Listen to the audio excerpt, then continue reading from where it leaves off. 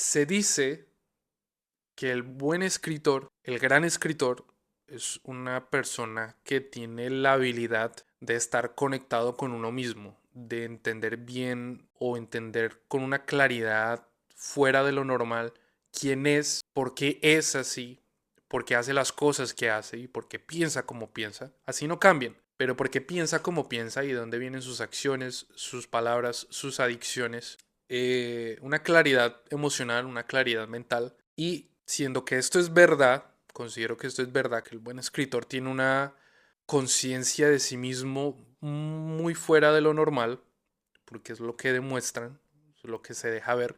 Para usted escribir lo que escribe esta gente, usted tiene que estar muy consciente de quién es usted y de su entorno y de por qué es así. Y es que debido a este pensamiento o a esta verdad de que el escritor es muy consciente de quién es, de lo que hace, que se detiene a pensar en lo que ha hecho, en lo que va a hacer, se tiene esta idea de escritores principiantes y de gente que solo lee, de que el escritor es un pozo de sabiduría y de entendimiento, de neutralidad casi divino. No sé si me explico. Se tiene la noción muchas personas de que el escritor es una persona que está más allá del entendimiento normal de la razón y que sabe ver, digamos, un panorama completo y como tiene esa conciencia sobre sí mismo, le permite tener una neutralidad más sabia y esto es mentira. Yo creo que la sabiduría del escritor, y en este caso de David Foster Wallace, es tener una conciencia, no diría plena, pero sí bastante fuerte y tajante en sus prejuicios, en sus contradicciones, en sus errores y en sus patrones nocivos y tóxicos y en sus reacciones automáticas. Que sea consciente de esto, no que tenga las herramientas para solucionarlas, no que sea este ser lleno de sabiduría que sabe cómo lidiar esos choques, esas contradicciones en su mente, esas reacciones, esos prejuicios, sino que es meramente consciente de que las tiene. Más allá de si las intenta medir, si las intenta cambiar, eso ya es otra cosa. Pero el que es consciente de sus errores, de sus malas costumbres, de sus prejuicios, del rechazo que algo le puede generar y por qué se lo genera, es parte de la sabiduría del escritor, no un nivel de divinidad, de entendimiento y de inteligencia absoluta, sino es la conciencia de sí mismo, la conciencia de lo que a usted le genera su prejuicio, la conciencia en la manera tan específica en la que a usted lo criaron. Ese es el escritor y ese es David Foster Wallace.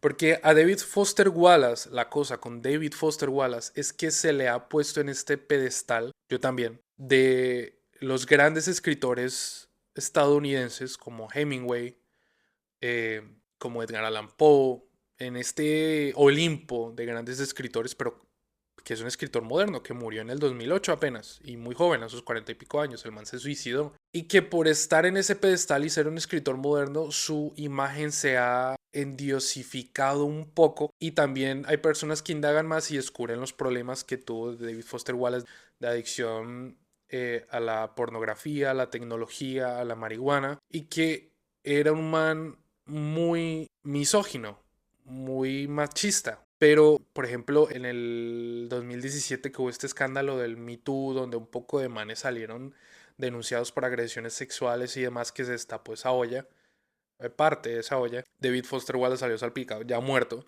Salió la exnovia del 90 y pico a decir que el man la gritaba mucho y que un día en un viaje de carretera se pelearon, el man paró el carro y le dijo que se bajara del carro, o como que la empujó del carro y la dejó botada a media avenida.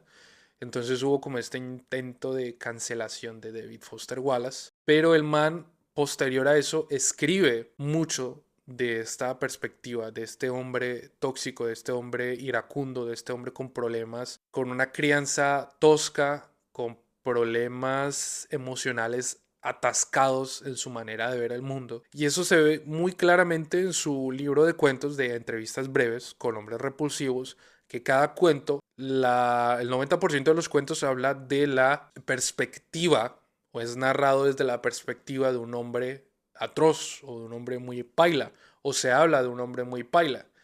Pero no lo habla como, ay, qué malo es este tipo, sino son acciones que están mezcladas en el día a día, que uno tiene normalizada, o charlas, pero cuando se enfoca solamente eso en la página, en el cuento, uno dice, mierda, eso está muy jodido. Y mucha gente piensa como la crítica o da la voz de que estoy en desacuerdo con esto.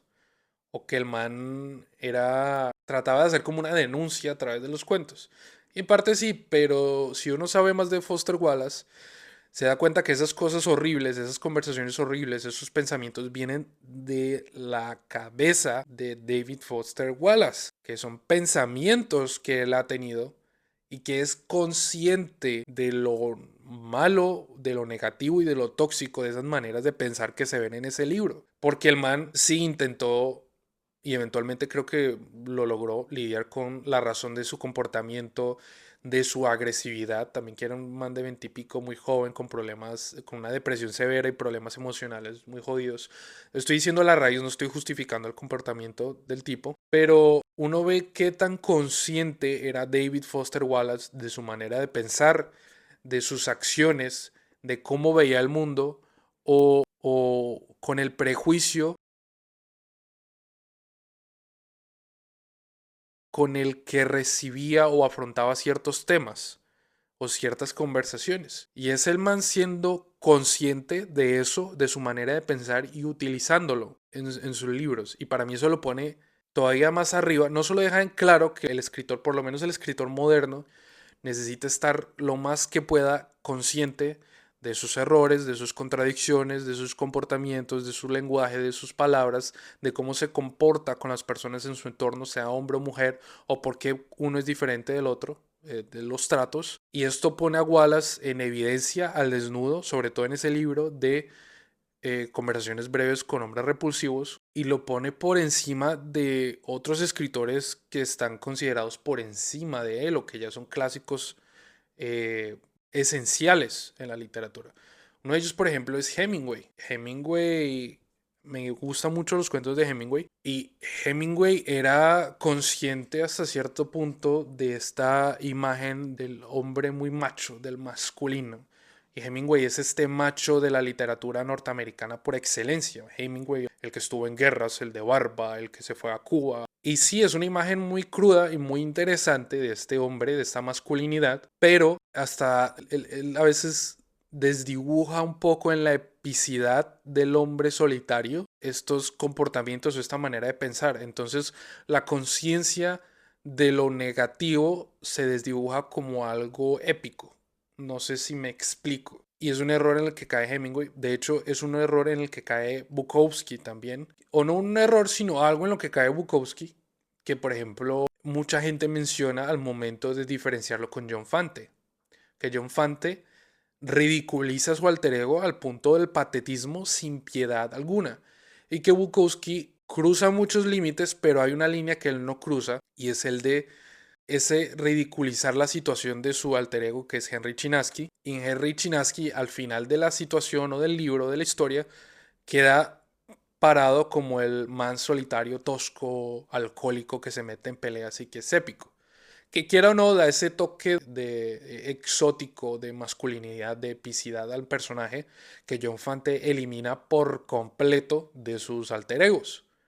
Entonces, Wallace logra también esto, no desdibuja sus prejuicios, ni su manera de pensar, ni cómo él fue, ni se comportó, sino que las afronta, las acepta y las plasma sin miedo o con miedo, pero lo hace en sus libros.